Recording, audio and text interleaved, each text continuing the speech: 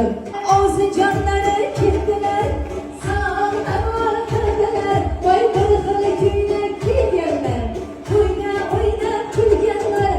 Og'zlaringiz bor azizgina, gulday ochilib yursin deb mana supurgidagi gullarni qadar. Albatta hazil huzur bilan yaxshi niyat topib keldilar.